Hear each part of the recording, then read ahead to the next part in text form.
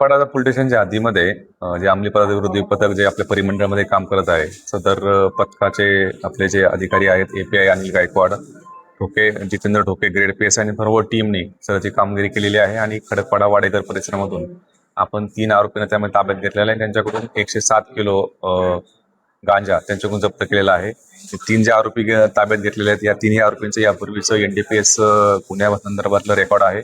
यापूर्वी ते वेगवेगळ्या गुन्ह्यांमध्ये अटक झालेले होते अंमली पदार्थ तस्करीमध्ये. त्याच्यामध्ये पहिला आरोपीचं नाव आहे वसीम खान, तो आहे भिवंडीचा. त्याच्यावरती सुद्धा एक गुन्हा दाखल आहे जो आहे घाटकोपरचा. त्यानंतर दिनेश सरोज म्हणून आहे, हा आरोपी जो आहे तो ठाण्यामधला आहे. त्याच्यावरती पण सुद्धा घाटकोपरचाच एक 1800 किलो गांजा त्याच्याकडून यापूर्वी जप्त केलेला होता. त्यानंतर तिसरा जो आरोपी आहे जो मोहित वर्मा, तो मुलुंड पोलीस स्टेशनचा, याच्यावर सुद्धा मुलुंड पोलीस स्टेशनमध्ये NDPS गुन्हा दाखल होता. अशा प्रकारची जी कामगिरी जी आहे ती आमच्या पथकाने केलेली आहे.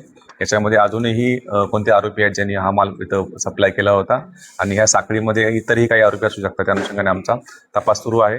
सध्या त्या तिन्ही पण आरोपींना आम्ही अटक केलेली आहे आणि कोर्टासमोर हजर केला असता आरोपींना आता 9 तारखेपर्यंत त्यामध्ये पोलीस रिमांड दिलेली आहे.